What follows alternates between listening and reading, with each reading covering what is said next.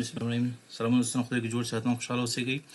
دې ویډیو هدف څه دی؟ وظیفې اعلانول تاسو په اعلانونو مختلف لیکنو په بڼه مختلف سایټونو کې فیسبوک کې هم کتلي اما مختلف د تغیرات ورکړم دا تاسو ته په ویډیو په شکل کې تاسو ته وایم.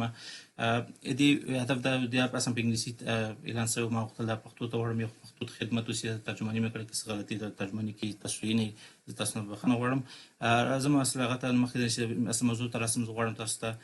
وایم چې ما تاسو نه هیله لرم چې ما ویډیو لایک کړئ، دوستان سره شیر کړئ، کمنټ وکړئ، خپل نظر په کمنټ باکس کې او ما چینل سبسکرایب کړئ. وظیفه چې اعلان شوې د مدیر مالیې فاینانس افیسر دی د قانون او پټرولیم وزارت کې دی. وزارت لاندې معلومات تاسو ته وایم چې یو ډېر مهم سکتوري وزارت دی. هیواد اقتصاد کې ډېر مهم لري، قانونونه دي او نور جامد قانونونه یا حاضر قانونونه د نړیوالو عملي پالیسیو مقررات ترجمه په حساب باندې چاپیریال سره هم د عملي کولو په ارتباط کې سره کې دي اصلي هدف سره پانګه اچونه جلب او تشویق کول چې افغانستان په خو ودرېږي او په دوامداره توګه کار کې د زمینه برابر شي. دا ولنډ مختصر هغه باقي تاسو په ویډیو کې کتلای شئ لوستلای شئ. بس ځانګړتیا چې دی بس عنوان چې دی مدیر مالی دی فاینانس افیسر دی، بس د قراردادي دی، بس نمبر دی روک دی تاسو کتلای شئ سکرین کې د بسونو شمیره چې دی یو دی یعنی یو پوسټ دی د قرارداد میاشت دی 15 میاشتې دی او ځای چې د کابل دی د اعلان نشر پای چې دی شپږویشتم دی هغه دی سرطان دی او بیا ختمې سیاتم د اسد دی د افغانستان په حساب باندې دندې موخر شه دی. د مالی چارو افسر د پروژې د مالی عملیاتو اړوند د دندو مسؤلیت لري. د ونې پروژې کې د ان پی پی اس ام پروژې ټول مالی اسنادونه چمتو کول، د پروژې لپاره اداري لګښتونو لپاره د واچر چمتو کول، یعنی فاینانشل ډاکومنټس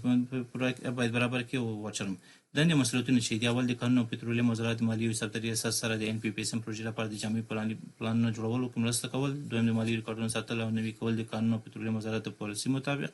دریم د نقدو پیسو او بانکي معاملو نظارت او ساتنه پر وخت ریکانسیلیشن منظم ریکارډ ساتل یقیني کول، یعنی کیش هانډلینګ منیجمنت څنګه باید بانک ریکانسیلیشن مو کې د غوړه پروسس سره هم چې د غوړه پروسیجر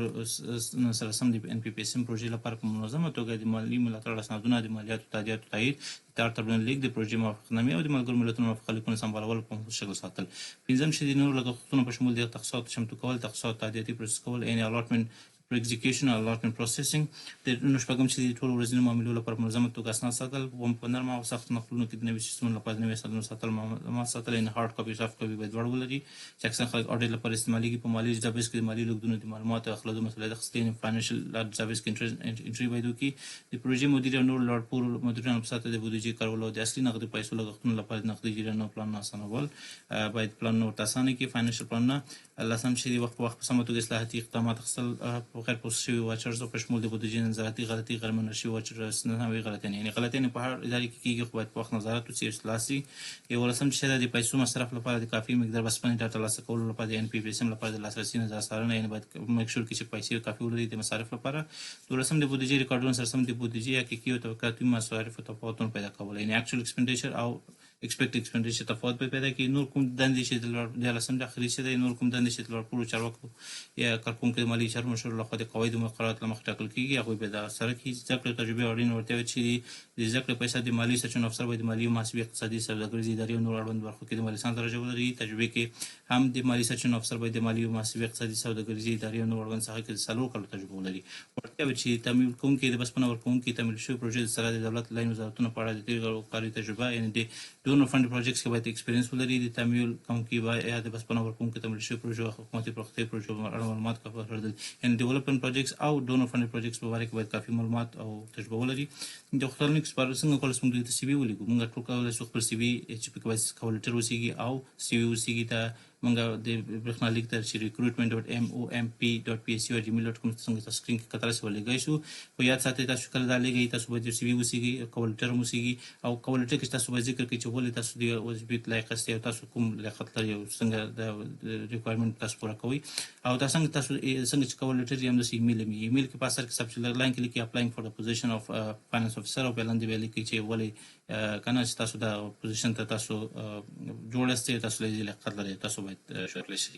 دا ټول شان لیکي کله کې یو شی میسینګ وسیږي، کوالټر نو وسیږي، سی وی نو وسیږي، سبجیکټ لاین نو وسیږي، تاسو دا هغه پروسس کیږي نه. دوی اصلي هغه څه دی، دوی دفتر چې د پروژې منابع بشري څنګه دی څلورم منزل دی، د قانون او پټرولیم اصلي ودانۍ چې دی د عبدالحق صلی الله سره دی. دا د احمد سیار نجیب لخوا چې د پروژې منابع بشري کوارډینیټر دی یا همغږي کوونکی دی د نشر شوی د اړیکو جزیات چې دی 0039 و 8 4 8 4 شپږ 00 صفر یعنې د اخر کې 3.0 ښځینه کاندیدان د ګډون لپاره خورا هڅول کېږي. دا د نن هغه وظیفې تاسو همیشه باید یاد ساتئ چې